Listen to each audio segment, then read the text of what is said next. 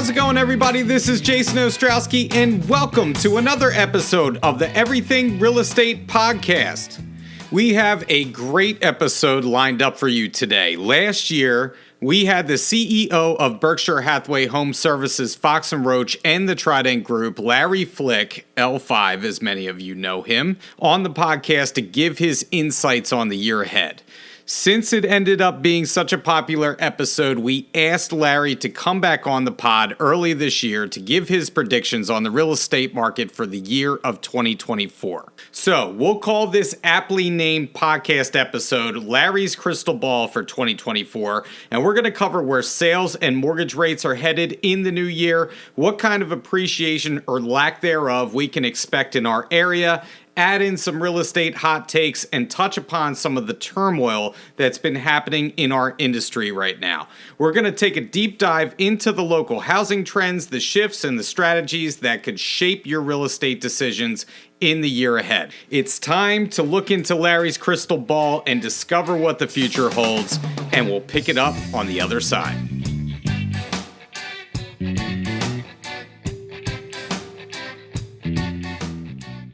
Larry, welcome back to the podcast.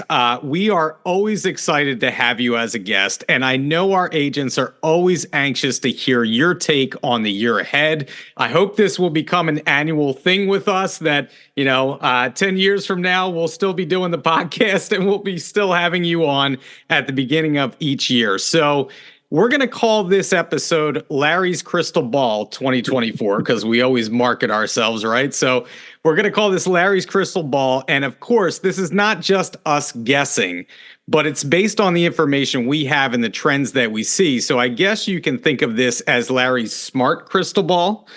Maybe there's a crystal ball has Alexa built into it and it's Bluetooth enabled at this point.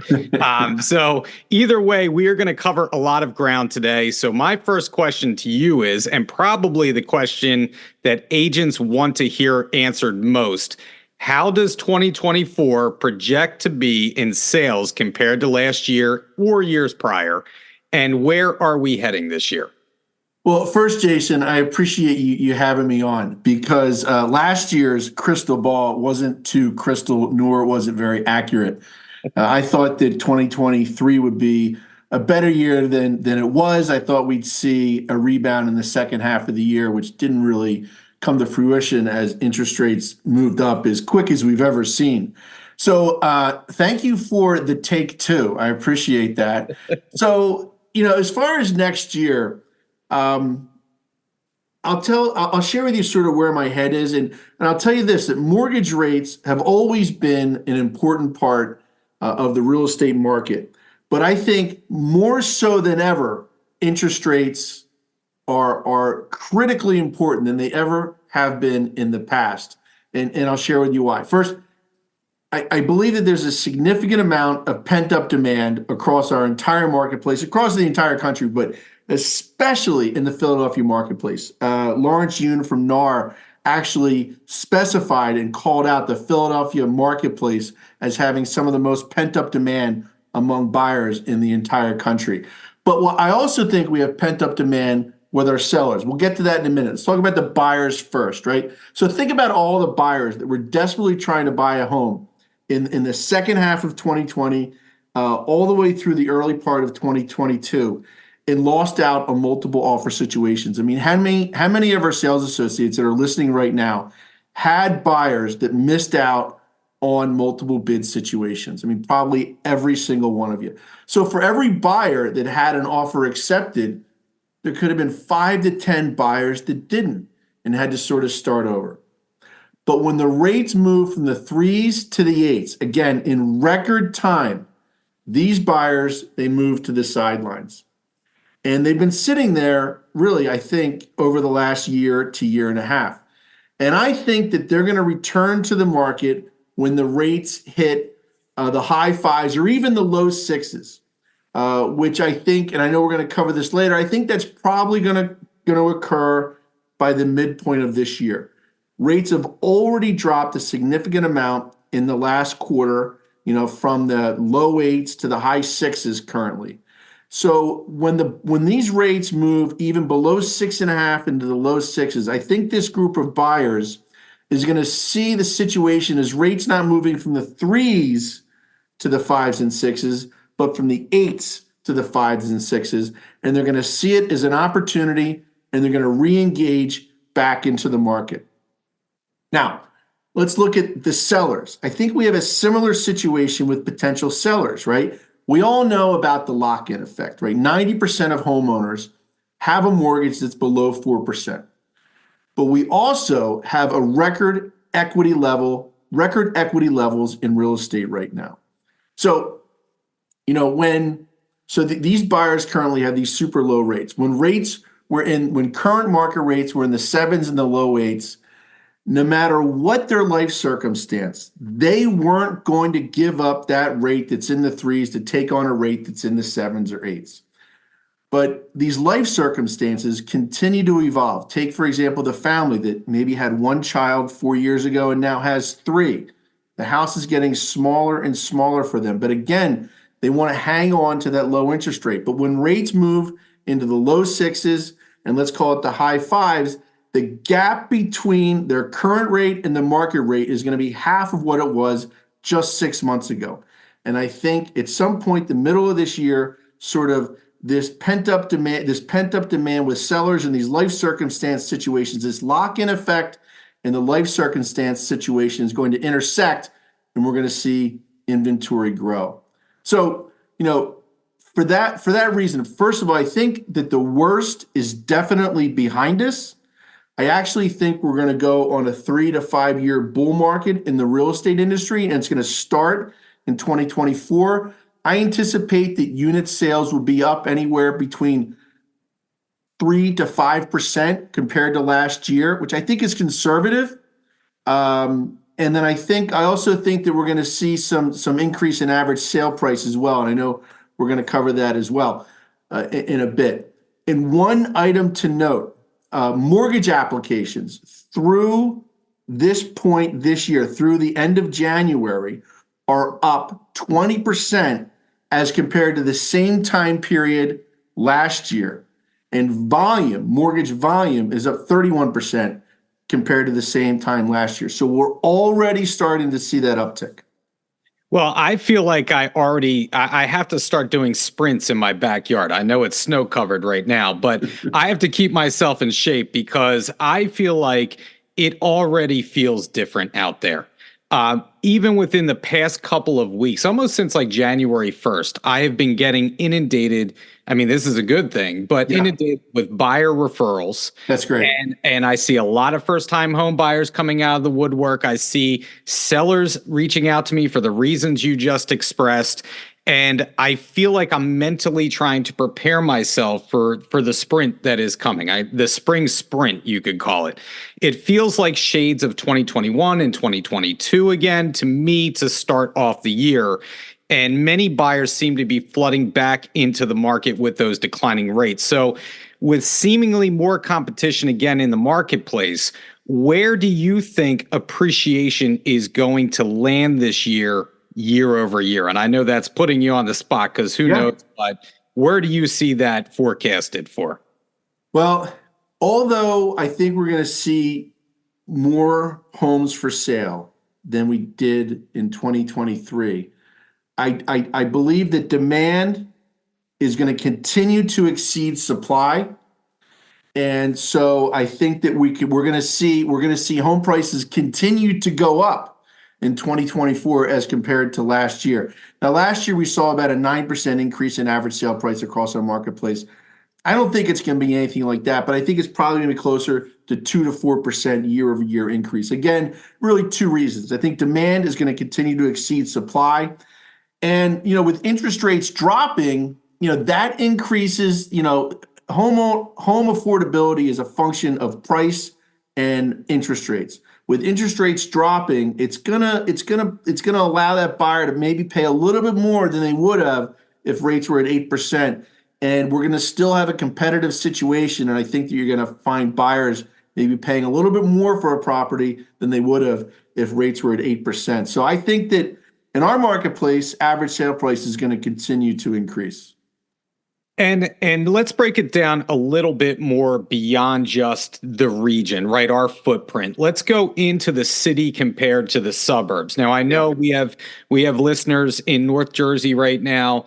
I'm just going to speak about the Philadelphia area because in recent past, we have seen a difference between, appreciation, sales price, days on market with Philadelphia proper, comparatively speaking to the suburbs. Do you feel like that is a trend that is going to continue? Will you find a leveling out between the two? How do you see that going in 2024? You're right. I mean, the city of Philadelphia and the surrounding areas in Philadelphia County has trailed the suburbs over the last couple of years as far as appreciation. And I'll bring that back to the pandemic. The pandemic, this remote work situation, it didn't really exist before the pandemic. I mean, it's funny, as at our company as CEO, pre-pandemic, I often thought about, hey, what do we think about, hybrid or remote work for some of our, behind the scenes, non-agent facing employees? And we always stayed away from it because we were afraid that it would negatively impact our culture. And then the pandemic hit, if you remember remember Jason, when the pandemic hit, it was everyone's going to go home for 2 weeks and then we're going to come back into the office. 2 weeks turned into 2 months, turned into a year. And here we are still having a lot of people working from home, a lot of people working hybrid in all kinds of industries. And that really changed things, for the city, because at that time, if you remember, there was a big movement exodus out of the city into the suburbs. Now that has started to reverse to some degree, but the city still continues to lag the suburbs as far as home appreciation. I think that gap is going to continue to close as years pass. But the fact is, a lot of companies are still embracing a remote working environment, and that is going to continue to increase value of homes in the suburbs relative to homes in the city. It is fascinating, because, not to get too far into it, but like you had said, COVID had just completely changed the world, not only from a health perspective, but the way that we live our lives. And particularly in that work environment, brick and mortar, commercial real estate, all that stuff has changed drastically. So in 2024, much like 2023, sales and listing inventory will most likely be tied to where the interest rates are or will be heading. So we touched a little bit upon this, but let's get further into the mortgage rate side. By the end of 2024, where do you see interest rates landing? We talked about, being under 6 or being under 7. I find for buyers, the magic interest rate was always under 7% from what I'm seeing. But for sellers, it might be under that 6% that we're seeing. So how do you feel about rates? I know that the Fed is due to cut a couple times or projected to be. Let's get your take on interest rates and where you see them heading. Yeah, I mean, the Fed, although they started a little late, let's take it back, 2.5 years when they were talking about the inflation just being transitory, right? So unfortunately, the Fed got started a little late as far as raising interest rates to combat inflation. So they had to move more aggressively than they've ever moved before. I mean, I think we had 3 or 4 months in a row where we had a 3/4 point increase to the Fed funds rate, which is something I've never seen before. So, but it seems to have done the job. Right? Inflation seems to be under control. And I'll share a statistic with you, Jason, that's interesting. The typical spread over the last 50 years, right? The typical spread between the 30-year fixed mortgage and the 10-year treasury bond is averaged 1.72%, like 172 basis points, right? That spread has increased dramatically. And as recently as 3 months ago, the spread was up to 3 points, right? The 30-year fixed mortgage was at 7.5. 10-year treasury was at 4.5. Okay, biggest spread that we've ever seen. That's only happened 3 times in our history. And every single time that's happened, interest rates have dropped dramatically after that, We've already seen that spread decrease. That spread is now currently 2.6 points. Okay. So for that reason, I think inflation's under control. I think that the spread between the 10-year Treasury and the 30-year fix is going to get smaller. So I think interest rates are going to continue to decrease throughout the year. And I think they're going to end up below 6% by the end of the year. Fannie Mae agrees. They just released a revised forecast for interest rates for 2024. They were expecting interest rates to land around 6.5% by year end. Now they're forecasting 5.8% this year and 5.5% in 2025. So I think rates are going to continue to decrease slowly and deliberately. I don't think we're going to see the threes again. We are going to see the fives. And like I said, I think this year is the beginning of a really strong real estate market over the next 3 to 5 years. And I think to your point, I think it has taken mentally some time for people to wrap their brains around the fact that they aren't going to be heading down most likely to 3-4% again, and to adjust in their minds exactly what to expect. We always talk about setting the expectation in with our clients, and now I think we need to do that with the interest rates, and I think they have come to grips with that being the way it is. And now we look upon, say, 5% as a relative bargain, whereas before, on the way up, it was always, they're going up so fast, so quickly, as you had said. So we just talked about some of the tailwinds that we have in 2024. What, in your opinion, are some of the possible headwinds that we may face, or maybe some of the unpredicted things that we may face in 2024 that could possibly work against us? Well, inventory is going to continue to be a challenge. So it's going to be very important for buyers to get, pre-approved, approved. Prosperity Home Mortgage has a fantastic, fully approved mortgage commitment that they can provide to a potential buyer so that when they make an offer, they're essentially a cash buyer. So I would strongly encourage those out there that are looking to purchase, utilize this approval product through Prosperity Home Mortgage. And when you go to make that offer, you're probably going to be in a competitive situation, okay? And one of the things that can put your offer ahead of others is having that fully committed loan approved. Again, it's like being a cash buyer. So inventory is going to continue to be a challenge. And then, affordability.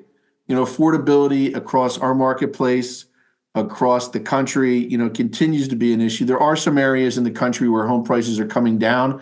It's not going to happen here. Our market, although average sale price has risen to the highest I've ever seen in this marketplace, but it did do it in a somewhat controllable fashion compared to other markets across the country. Same thing happened back, pre-2008. Our market didn't explode like other markets, and it didn't falter like other markets. And we're seeing the same thing now. So I would say, affordability is going to continue to be a headwind. And then, lack of inventory, it's going to create, I think we're looking again at sort of that frenzy that we've seen in the past years as these buyers on the sidelines are going to re-enter the marketplace. There's going to be a lot of buyers out there, more buyers than sellers. So, make sure that you are all set to go. When you find a home that you're interested in, be ready to move on it quickly. I'm trying to get my people not just pre-qualified, but pre-approved. Right. And I think you bring up such a great point about that, is that has won me the deal last year in several cases. And so get your people with Prosperity, not just pre-qualified, get them pre-approved and ready to go. I think that's such a great point. You just brought up affordability. And to me, that is the number one issue moving forward, because we have so many millennials that are going to be in the market ready to buy. And case in point, I just put in an offer this past weekend with a first-time home buyer. And, if it were me, I probably, as a first-time home buyer, would be putting less money than they're putting down. They're putting down 15%. I remember when I bought my first home, I think I put down 10%. And if it was an FHA loan at that time. Right. Trying to get them a home, even with 15% down conventional loan nowadays, is very difficult when you are facing competition. Yeah. So, what in your mind, if anything, I'm not sure what we can do about it, but in your mind, is there anything that we can do about that affordability issue in 2024? Well, I wish, and I'd like to see, some of the builders, building, more affordable housing in our marketplace. There are still, when you move, outside of the city into some of the suburbs that are, further out from, the central areas, there's a fair amount of land still available. And with the remote working environment, most companies are, allowing some semblance of remote working or a hybrid situation. I mean, studies show that, a worker that typically in a full-time job would maximize their commute at 45 minutes, they're willing to double that now if they only have to come into the office twice a week. So I would really like to see, some of the builders in the area start to build more affordable homes that maybe are on the outer suburbs that people could purchase that are working remote. I'm just not so sure that our marketplace is adjusted fully to what I think is going to be around for a while, remote and hybrid work environment. The other thing is, the Prosperity Home Mortgage has this past their P2P program where they will in certain markets, right, in majority minority census tracts, they'll provide a $10,000 grant that can go towards down payment, can go towards closing costs, can go towards buying that interest rate down. I mean, depending on the sale price, $10,000 could buy your rate down maybe 0.75%, could cover all your closing costs, or it could go towards down payment. I mean, this is an internal product that is exclusive to Prosperity Home Mortgage. We underwrite it in-house. It's our funds, so we don't need to source it out. And the process from application to closing is as smooth as it is for any other loan product out there. And sellers can also take advantage of this product. If they are selling a home in a majority minority census tract and they move outside, even if they move outside of that tract, they can take advantage of this program when they purchase a new home. So even if they're buying outside of the majority minority census tract, if they're selling within the tract, they can still utilize that $10,000 on the home they're purchasing. So I encourage our sales associates to talk to their Prosperity Home mortgage consultant, because that product is a great product to help first-time home buyers or sellers or anyone really, improve their affordability in these areas. And again, it's a product that is exclusive to Prosperity. It's an amazing product. I wish that I had it. I had the first-time home buyer's tax credit, and I can't tell you how far that went for me in helping to buy my first home. This is more than that, and there's no strings attached to it. It's a great program if you qualify for it. So since I have our CEO here today, I want to ask all the hard-hitting questions and put you on the record. So since this is your crystal ball episode, Larry, what is one bold prediction or hot take you have for the real estate industry for the year of 2024? So we all know about, these class action lawsuits that are out there. And, it started with the Stitzer-Burnett verdict in Missouri that, in my opinion, went completely the wrong way. People that are close to that case tell me that all the evidence was in our favor. The plaintiff provided no evidence whatsoever of any sort of collusion or working together to drive up the price of selling a home. I mean, zero. So, as you know, that Home Services of America is aggressively appealing that verdict, and we feel that we're going to be successful. But there's all these copycat class action suits popping up all over the place. So my prediction is that I think that the leading companies in the real estate industry are going to work towards a universal settlement on these class action lawsuits. Otherwise, nobody wins. I mean, I don't know how you pay a $5.5 billion judgment. I mean, at that point, is it 5.5 billion, 5.5 zillion? I mean, so I think that a win-win for the industry and for these plaintiffs I think it would not surprise me if at some point there was some sort of universal settlement reached. That is a hot take, and that's breaking news on the podcast right now. So, let's get. I'm not going to Let get. me be very clear. I have no inside information whether or not that's going to occur. Yes. That's This is clearly your one opinion. guy, from the outside looking in, saying this is kind of a common sense result that I would see happening. Well, I want to talk about that not in the context, a little more, not in the context of getting into the weeds legally with what we're facing here, but as realtors, we hear what's out there currently, and there's a lot of hand wringing that goes on, and so things always change in our industry. You can go back to buyer agency and sub agency; that was a major change. You can get into some of the things through the years that we faced in our industry. Change is a constant. It's always going to happen. So my question is, for all the rumblings that we hear out there, does it really change how we're going to go about our business? How, from day to day, how we should approach things? How do you feel about some of that, like I had mentioned, hand-wringing that's going on out there?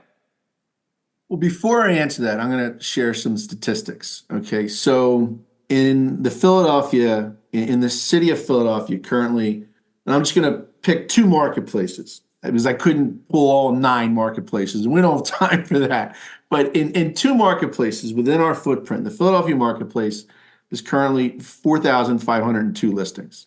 Okay. 93% of those listings are being offered with a co-op payout of 2.5% and above. 95% are offering a co-op of 2% and above.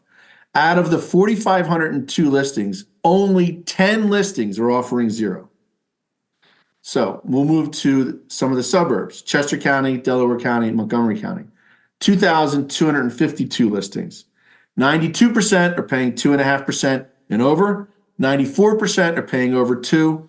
And only 2 of the 2,252 listings are offering 0.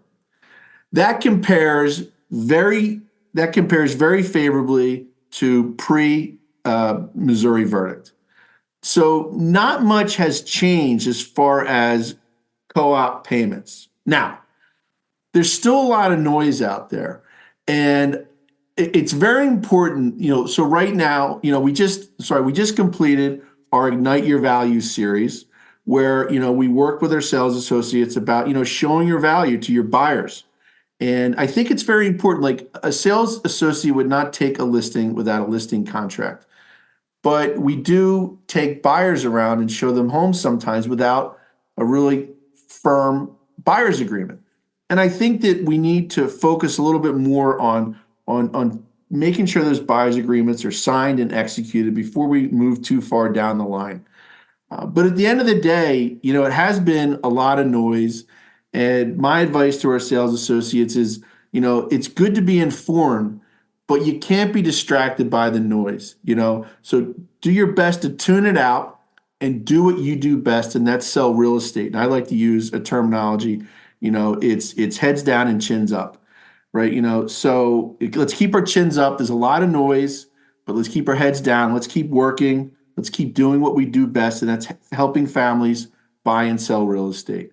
And, we do it better than anyone in the marketplace, and we do it better than anyone in the country, in the Berkshire Hathaway network, and anywhere in the country at all. And that's where we need to focus our energies. I couldn't agree more with you. And so I want to end on a positive note here. Now, I always ask an offbeat question. You did not see this one coming. I just want to make sure you know. Going off script, huh? I'm going off script for my last question. Jason, I'm an on-script kind of guy. Let's see how this goes. All right. Well, last question. Sure. I believe that you went to Tulane University, correct? I did. So number one, how thrilled are you that we are going to the convention in NOLA this year? Back to where your alma mater is, where it all started for you. And 2, will you take this opportunity to sneak over to the LSU campus and toilet paper the Mike the Tiger sculpture sitting outside of Tiger Stadium? Well, I did go to Tulane University. It's a funny story, Jason. So people always ask me, hey, why'd you like back then? Like people pretty much went to school like in their area, like most of my friends went to school in the area. And like, Larry, why did you go all the way down to Tulane University? The fact is, it's the only school I got into. And today, like these kids, they tour these schools, they see schools two, three times. The first time I saw the Tulane campus was orientation for my freshman year. My dad took me down there. It was like mid to late August. It was like 105 degrees. And I loved it. I got a great education there. New Orleans is a great town. It's a great, great town. Some of the, Nashville was probably the last great town we had the convention at. And New Orleans is a great town. There's so much to do down there. And you don't need to do it in the quarter, right? The quarter can lead to trouble. There's so much to do in downtown New Orleans, but outside of the French Quarter, or at least outside of Bourbon Street. So, we're gonna have a lot of information for everybody, make sure that everyone knows where all the places are to go.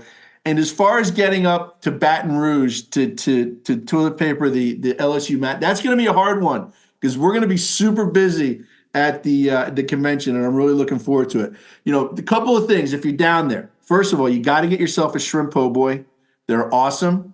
There's a place. It's called. It's really on the outskirts. It's a complete hole in the wall, but they got the best po' boys. It's called Domilise's. Look it up. Domilise, I believe. And the second thing is you got to get a beignet. Now there's the beignet place, Cafe Du Monde, is right outside of the quarter. Here's the trick, okay? If you want to get beignets there, go to the takeout window. Because if you go to eat there, you're going to sit there forever. But the takeout window serves you immediately. They come hot right off the presses, and the beignets are fantastic. Well, that is some great New Orleans information right there. And I'm definitely, I already said I'm leaving my suitcase half empty for the beignets that I'll be back home. And secondly, now that we've recorded this podcast, you now have an alibi, wink, wink, should the Tiger outside of Tiger Stadium have some vandalism to it. So, well, Larry, thank you so much. I always appreciate your time. And thank you for giving us some time on the podcast and getting your take for 2024. Thank you for having me, Jason. It was great. All right. I'll see you down in Ola. Sounds good.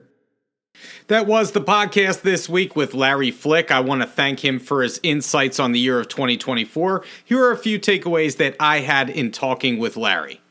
Number one, much like last year, I believe that this year is going to be very much dependent on where interest rates lie. And the good news is, according to Larry and many other experts, interest rates are predicted to fall in 2024. Although the average 30-year fixed conventional loan is hovering right around that 7% mark or right below it currently, we are predicted to fall below 6%, as Larry suggested in this podcast, by the end of the year. That is huge news for all of us and hopefully will spur a fantastic year for us in 2024. Number two, which leads me to my next point, don't just get your clients pre-qualified. If they are working with Prosperity, get them pre-approved. That could be the difference between your offer and somebody else's offer and winning that listing for your buyer. As I said earlier in this podcast, it made the difference on at least 2 of my transactions last year, and that was the difference between why my buyers got the property instead of someone who was just pre-qualified. It also helps to state your case to the listing agent when you're actually making your offer. So get them pre-approved. It's a big deal. Last but not least, Larry touched upon some of the turmoil that is happening in the real estate industry right now regarding its lawsuits and the changes that may be upon us in the years ahead. The bottom line is this: keep working on yourself. Be the best professional that you can be, and make sure that you not only have a great listing presentation, but a great buyer presentation as well. That's going to be very important moving forward. Well, that's it for the podcast this week. We will be back in another couple of weeks with a new topic, a new guest, and if you want to hear something that we haven't covered yet, please reach out to me, jason.ostrowski@foxroach.com. And if you haven't liked and subscribed to the podcast or left us a review, please do so. It helps us to reach more people. Once again, this is Jason Ostrowski saying stay safe out there, stay selling, and we'll catch you on the next episode of the Everything Real Estate Podcast.